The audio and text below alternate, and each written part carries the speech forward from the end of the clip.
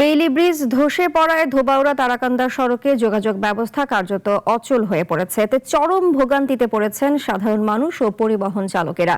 ময়মনসিংহ থেকে খোরশেদুল আলম মজিবের প্রতিবেদন, জানাচ্ছেন শম্পা আক্তার। ধোবাউড়া স্টিলের বেইলি ব্রিজটি পুরাতন হওয়ায় আগে থেকেই ঝুঁকিপূর্ণ অবস্থায় ছিল।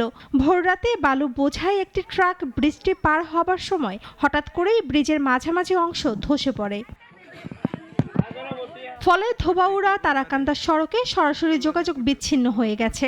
ঘটনার পর সড়কের দুপাশে যানবাহন আটকে পড়ে তৈরি হয় দীর্ঘ যানজট। এতে বিপাকে পড়ে যাত্রীরা নৌকায় পারাপার হচ্ছেন।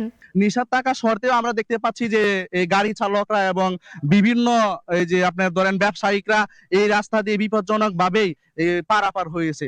নতুন করে যে ব্রিজ ওইব শুনছিলাম, মানে এটা বাস্তবায়ন যথেষ্ট। দীর্ঘদিন ধরে অতিরিক্ত ওজনের বালু ও পণ্যবাহী যানবাহন চলাচলের কারণে এ দুর্ঘটনা ঘটে বলে দাবি স্থানীয়দের। এই যে দুর্যোগটা হয়েছে, এটার মেইন কারণ হইলো অবৈধ যে লাল বালু, হ্যাঁ, ডাক বইরা বইরা যায়, ব্রিজ যতানি লুট না কুলাইতারে তারতে বেশি হই যে। এ বিষয়ে ধোবাউড়া উপজেলা এলজিইডি প্রকৌশলী জানান, অতিরিক্ত ওজনের গাড়ি চলাচলে ব্রিজটির অংশ ধসে পড়ে। দীর্ঘদিন যাবৎ এখানে বালি বোঝাই ট্রাক চলতেছে, এই কারণে আর লোড বিয়ারিং ক্যাপাসিটি ছিল না, বিধায় হয়তো বা ভেঙে পড়ছে। সেতুটি দ্রুত পুনর্নির্মাণ করে স্বাভাবিক যোগাযোগ ব্যবস্থা ফিরিয়ে আনার দাবি জানিয়েছেন এলাকাবাসী। শম্পা আক্তার, নাগরিক।